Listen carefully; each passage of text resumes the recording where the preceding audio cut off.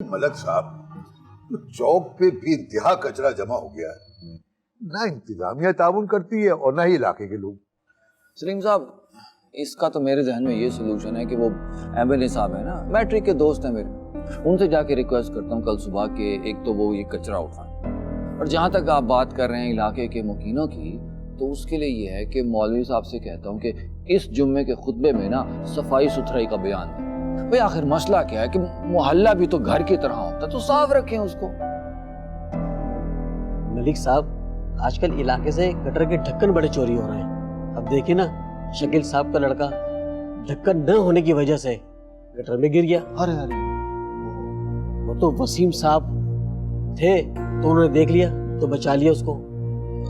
तो इसका तो मुझे लग रहा है कि कुछ ऐसा करते हैं कि वो है ना दाऊद साहब, वो जो खालाजाद भाई है मेरे, कमेटी में होते हैं ना, मैं उनसे जाके रिक्वेस्ट करता हूँ कि सबसे पहले तो है ना ये सारे ढक्कन जो है ना लगवाएं हैं। और दूसरा काम ये करते हैं कि अपने तौर पे ना एक चौकीदार रखते हैं रात में। दो फायदे होंगे उससे। एक तो ये है कि ये दोबारा ढक्कन चोरी नहीं होंगे, और आजकल ना हर जगह से सुनने में आ रहा है डकैतियां हो रही, उससे भी बचत हो जाएगी।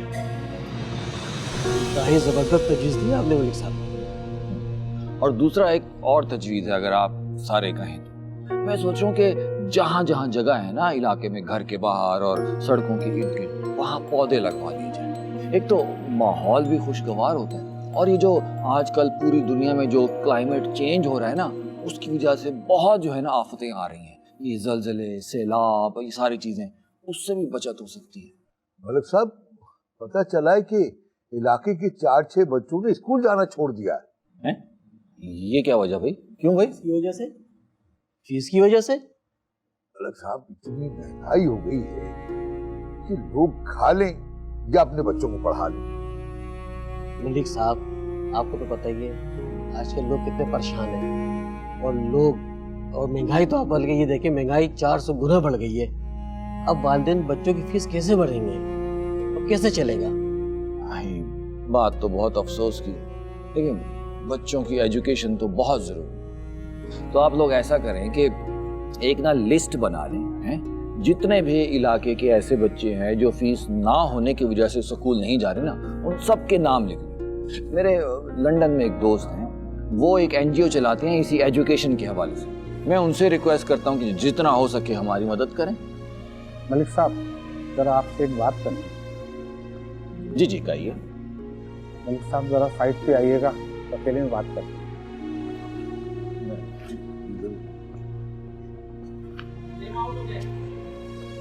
मलक साहब बहुत ही खुदा तरस आदमी। यूं कमर साहब की बेटी की शादी में पूरी रात एक टांग पे दौड़ भाग करते रहे, जैसे उनकी अपनी बेटी की शादी हो। जी वसीम साहब। मलिक साहब, जैसा कि आपको मालूम है, अगले महीने मेरी बेटी की शादी है। जी जी माशाल्लाह। उसी सिलसिले में आपसे बात करनी थी। मुझे 5 लाख रुपए उधार चाहिए मलिक साहब। अच्छा अच्छा अच्छा अच्छा, वैसे आपस की बात है, कितने टाइम में आसानी से वापस कर मैं तो बहुत जल्दी आपका कर्जा उतार दूंगा। अगर आप चाहें तो मेरे घर के कागजात रख लें। अरे नहीं नहीं वसीम साहब, उसकी जरूरत नहीं है, आप भरोसे वाले बंदे हैं।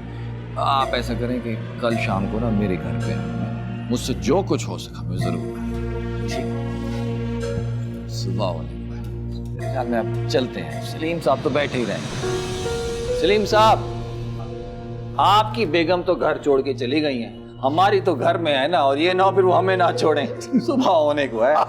चलिए बाकी मामला जो है ना फिर हम कल फिर ठीक है। चले ठीक है, आइए आइए।